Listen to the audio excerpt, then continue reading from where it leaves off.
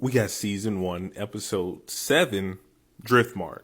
It is literally the darkest episode yet.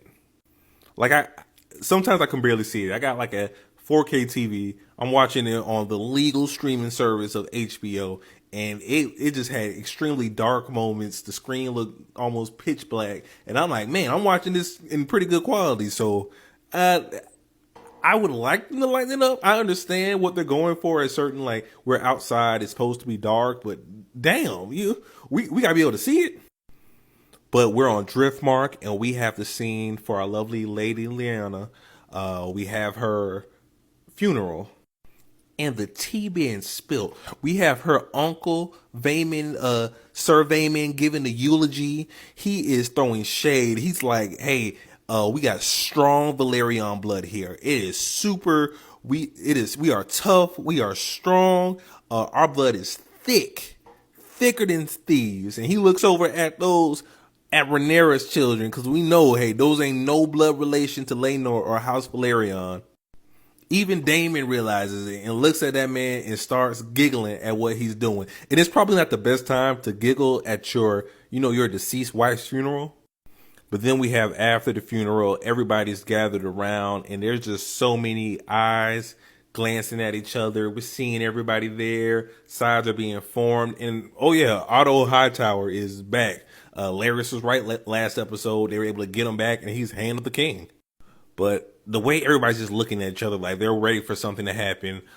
We have Princess Rhaenyra just keeps looking at Daemon. Like, come on, Ray, you can't just keep staring at this man. We all can see that.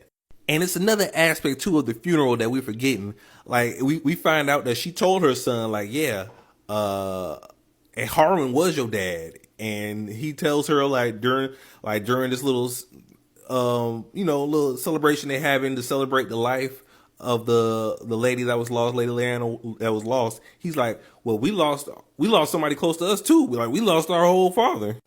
And she look at that boy like, boy, this ain't the time. Like, you can't be saying that stuff in court. Viserys get dissed by Daemon. He trying to just reconnect with him. Daemon's not having it. Alicent looking lost and mad the whole time. And poor Laenor. Laenor is hurt, man. I mean, that was his sister. That was really his rock. And he looks distraught to the point that Corlys literally has to go to Sir Carl, his real good friend, and tell him, hey, go get my son who's just sitting in the water crying. And Princess Rhaenyra and Lord Corlys, have a conversation about the legitimacy of those grandkids and the situation they got themselves in. House of the Dragon, Episode 7, Driftmark. Part 2. We got Aemon Targaryen going out there and deciding, I want to claim the biggest dragon in the world. Now, I don't know how y'all feel about it, because he did claim the dragon of the person's funeral who he was at, like, that same day. So he saw opportunity and he went for it. And you can see, like, the nervousness in his eyes, but he never had fear. Like, hey, he went for it. The dragon didn't burn him up, and he rode on the saddle. They rode around the island. But this was a good change for the books. So he laying down, he walking, he got the big stick walk. He like, I'm good, boy, I got a dragon. Until Jace and Luke and Baela and her sister, they all come in. They're like, bro, and one of the twins like, bro, that was my mother's dragon. I was about to claim that dragon. And he like, boy, well, you should have claimed it. And he kind of right on that. Like, you should have claimed it. I claimed it now. And then his little nephews come up. He like, boy, y'all bastards. And he started whooping their behinds until the little twins jump in. They start whooping his behind. They all whooping his behind. To the point, I can't remember if it was Jace or Luce, but one of them slashed that man across the face, and he lost his eye. And eventually, they ain't say it yet, but he gonna be known as Aemon One Eye. I mean, that ain't really a spoiler, because he got one eye. So that's kind of a simple nickname. But the intriguing part, Kingsguard walks in, and pretty much everybody now is in the courtroom, and they are debating. Because Aemon's saying he was attacked. The other ones are saying, nah, Aemon attacked them first. Of course, we know Aemon really attacked them first, but they don't know that. You got Alicent over there. Of course, she's going to cape for her children. She's like, I want one of their eyes. I want that little one's eye, an eye for an eye, and at least I'll let him pick. But the king gets mad. He tells Aemon, like, what's going on, man? Why this happen?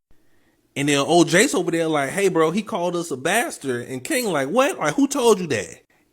And he leaned on his brother. He said, he didn't know what to say. He said, Aegon told me. Then when he asked Aegon, his oldest son, Aegon like, bro, look at him. Everybody know it. They freaking bastards, bro.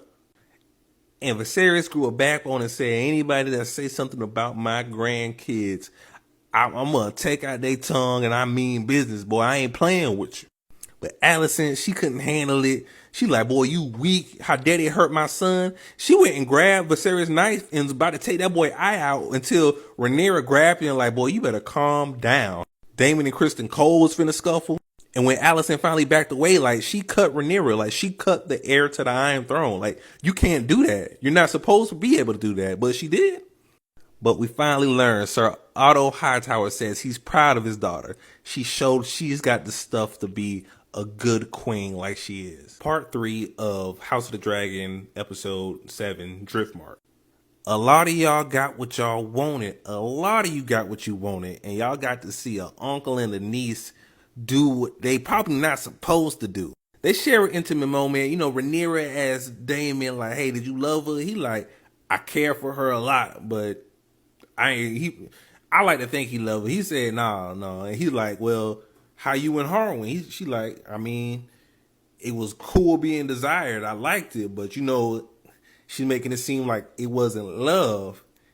And now we got these two characters doing what they do on the beach, and they actually see Vhagar taking off, and they're like, I mean, because they do it on the beach, and they look up like, who's riding Vhagar? And then all that craziness is soon explode from the last part I just did. But it's the conversation they have after that. That's the thing that gets me. They talk about it. They like, listen, Damon's like, I can marry. Rhaenyra's like, I can't marry, but I need to make things happen. She's like, we need to get rid of Laenor. And I'm like, what? Because at this point, when they had that conversation, Laenor already came to her and like, bro, I'm so sorry for everything that happened. I'm going to man up. I'm going to be the man you need. And it hurt me because he said, I don't want to be like this. And he's talking about his sexuality. And you don't need to be Shane Laenor. That's messed up. And at this point, you think, wow, that's crazy messed up because Rhaenyra trying to kill this man. And you see the plan in motion. You see got Hooded Daemon behind me. He talked to Sir Carl, Daemon's lover, and they come up with a plan. You see Daemon kill somebody. You see Sir Carl get into a duel with Laenor. Because Daemon told Sir Carl, man, you got to make sure you have plenty witnesses for this fight. And I'm like, no. Of course, I already know what's going to happen. But I'm watching with my Queen of Love and Beauty, and she like, no. And then Corlys and Princess Rhaenys come in, and they see the burnt corpse. And the corpse is wearing their son's pants and boots. So he like, you know, I read the book. I'm like, oh, he dead. He dead as a doorknob. And then later on, we see Laenor rolling out on a boat with Sir Carl, leaving it all behind, man. I was so happy to see that he get to go live his truth, man. And that's a good behind scene, man. I think everybody can agree on that. Like, I'm happy he gets to go look for his happiness. But Rhaenyra and Daemon getting married, come on, what are y'all doing? We definitely saw sides form this episode. If a little while ago we got to see the Green Queen emerge, we are seeing the birth of the potential Black Queen. We got her in all Princess Rhaenyra in all black. She's making her political machinations. Like, seriously, nigga, good. We got to talk about these grandbabies. I finally got to hear my favorite line from the trailers, and that was, history does not remember blood. It remembers names.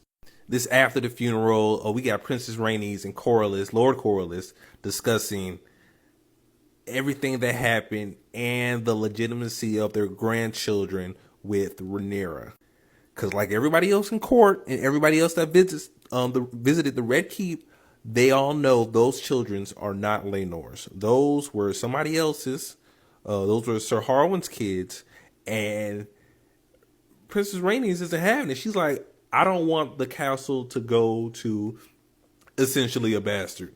She even proposes that we give the children to one of her granddaughters with her daughter, the Lady Lyanna's kids, with Daemon. And Corlys isn't having it. And you got to think about it from his point of view.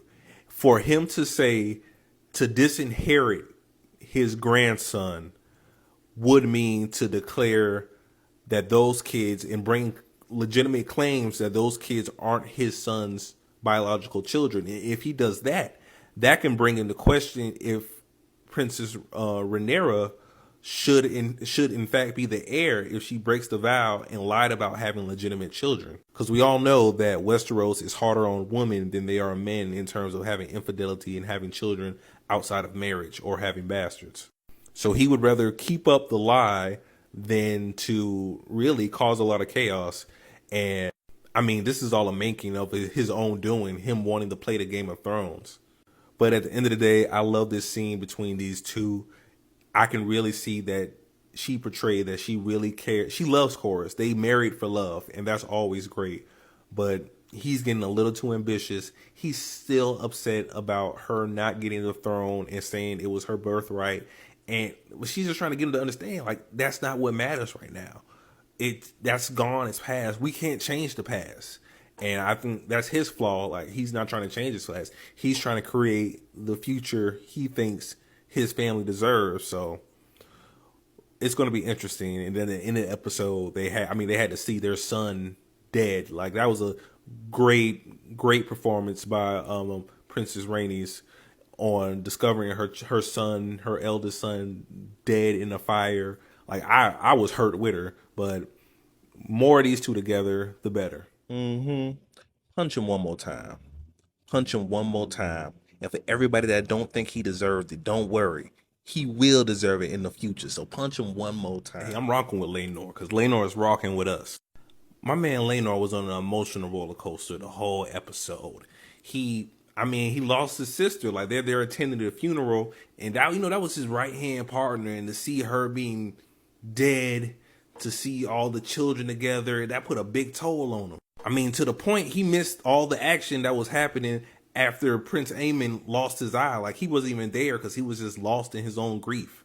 And people were disrespecting him left and right, too. Calling out the legitimacy of his children. Like, those is his babies, mostly. But that was a heartwarming scene between him and Rhaenyra after that crazy evening. And him just telling her, I wanna do better. I need to do better. I need to be more involved in this family. I've been absent. He's admitting all his faults. But it hurt to see him say, like, I wish I wasn't born this way. He's talking about his sexuality. And that's nothing he can control. That is who he is. That's who he is. Complaining, saying things would have been easier because they tried to have children together, but he is a gay man and he did not want to be with Rhaenyra romantically. He even tried to say, hey, I care for those kids so much. I really do care for them. But end of the day, those not his kids. The father of those kids has passed away, and they handle this real well. Daemon and Rhaenyra cook up a scheme. They involve Sir Carl, and they use somebody else's body in place of Laenor and throw that body wearing Laenor's clothes into the fire so it can be so burnt that nobody can tell who it is. And this gives Laenor the chance to escape with Sir Carl on a boat to go on their adventures they wanted to, because that's all Laenor wanted to do. He wanted to be with his partner, and he wanted to go on all these adventures. And kudos to him. That's great how they handled it, and it's great that we beat that old trope of always killing off your gay characters. In horror movies or fantasy, the gay character is always the one that is going to die before the end of the film or the television show, especially back in the day. So I'm happy he gets to have his peaceful moment because he deserved it. And shout out to Laenor. I hope he lives a good life out there. How he going to handle his dragon, that's a story for another day. And you know what? All these episodes have been so well written and directed. I know they'll find a way to handle it, and everything's going to be good, man. Hopefully he gets to live at least a pretty good life, or whatever happens over in the Stepstones or over in Essex. Laenor, the book versus the show. And I'm going to try my best to keep it spoiler light. I love how the show didn't do that old trope of killing off the gay character. It happens a lot, especially in horror movies. They either kill off the gay character or they are hypersexualized. So I'm happy he gets to go off in the sunset be with his partner, and it's great for me because it's great for him. But it goes a little different in the books, or does it? Because basically in Fire and Blood, the same thing happens. Sir Carl has a public fight, or what we think is a public fight. We don't know how many people are there. And this book has to be remembered is told from the perspective of people who weren't involved. Like this is a Maester's a secondhand account that he got. Uh, Sir Carl had a public dispute.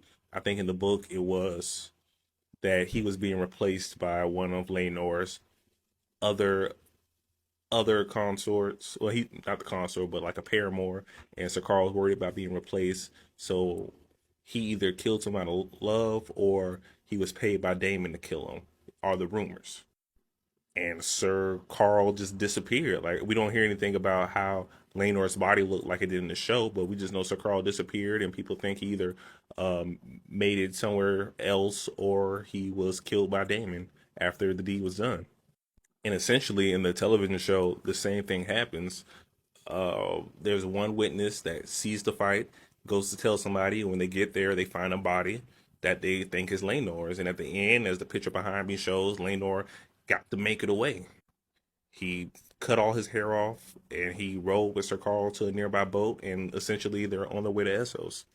It does bring into question what are they going to do about Laenor's huge dragon, because everybody knows that one dragon, one rider, one rider, one dragon rule, essentially.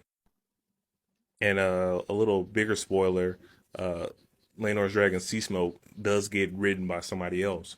But that doesn't mean that Laenor is still alive. Like he could easily go to Essos and eventually pass away. And then the next person who rides Sea Smoke would have an opportunity to claim him. But just how they did the scene, it really does make me question everything. At least that, especially this one part from Fire and Blood. Now, at least if I feel like I have a third option, and not in both of them that Laenor dies, like maybe there's a chance he got to live at least a little bit and just be open about who he was. You know, they're a little more free over there in Essos. So shout out to Laenor. I hope it all worked out for him, at least for a little while. You are 100% right about Aemon. And sometimes I forget. You can't judge the character based on what they did on the books. You have to judge it for all the actions they've taken so far on the show. And frankly, I like the guy. Like, he's the most, probably, if you can say level-headed of Alicent's kids. He understands the game they're playing. When Aegon was making fun of Helena's, talking about how he doesn't want to marry her because she's weird, she's like, bro, don't talk about your future queen like that. And if it was me, I would do my duty. Like, he gets it. He's understanding what they have to do. He's ready to go out there and play the game. So it's gonna be fun seeing him. My boy, he got that one eye now. Let's see what he do. Let's make some plays, man. So every week we're gonna just secretly let Helena tell us the plot for next week's episode. Like a lot of y'all are hearing her, but are you listening to her? Like you're hearing what she's saying, but are you listening to what she's saying? Cause she's giving us all the Dragon Dream tea, and I'm here for it. Like she's gonna secretly tell us, hey, how next week's gonna go. I'm listening. One of the most wholesome weddings in the series. We have Daemon and Rhaenyra's wedding. This is our first time actually seeing a Valyria-inspired wedding, and it really encompasses the how Valyria was entrenched in blood magic, seeing how they incorporate their own blood into the ceremony, and it makes you remember House Targaryen's words, fire and blood, because those are the two things that made Valyria so strong, and we get to see it as they use the blood to seal their union. And I can also appreciate it because since technically Rhaenyra's husband is still alive, like them getting married under their the Valyrian religion and all that it's more flexible on how many spouses you can have. So now for the time being, she does have two husbands, just like Aegon the Conqueror. Alicent was definitely on one this episode. Alicent gave a look like only a woman can when she is called by somebody else's name. She gave her best years to this man, and he was like, shoot, you somebody. And then to feel like you weren't going to get justice for your son losing an eye after what you think is him being attacked first by four of the children. And when you call for your sworn protector for him to be like, hey, I'm here to protect you, not assassinations of people for you. So she tried to take it in her own hand and grabbed the king's dagger of ice and fire and went for that boy. Didn't get there, ended up cutting the princess, which is treason. Like, that's, you struck the heir to the Iron Throne. Like, that's definitely treason, and everybody was just letting it go. Like, she needs to be held accountable for that, but I guess when the hand of the king's also your father, and that was the first time making her daddy proud. So look at the formation of Team Black. And make sure y'all follow or the others may take you. They literally had a Avengers form up of all three of the pillars of Team Black come together in this scene. We got Corlys, the richest man in Westeros, has the strongest fleet, able to marshal troops anywhere along the narrow sea. We got Daemon Targaryen, the oldest and most experienced dragon rider, and my man know how to scheme up a plan. And we have our heir to the Iron Throne, Princess Rhaenyra. All the lords of the realm bent their knees, swearing that they proclaim her the next in line for the Iron Throne. Hey, let me know if you Team Black or you Team Green, but Team Black, man, they got a squad right now. By the laws of gods and men, they understand how Westeros works. This is not Daenerys trying to break the wheel and completely restructure how Westeros functions. Like, they've never claimed to be revolutionaries in any type of way. They're not trying to completely upend the system.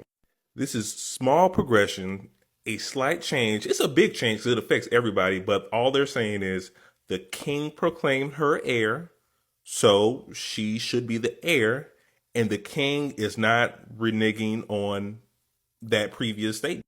He had all the greatest lords of Westeros come and kneel before her and say, yeah, she's going to be your next in line.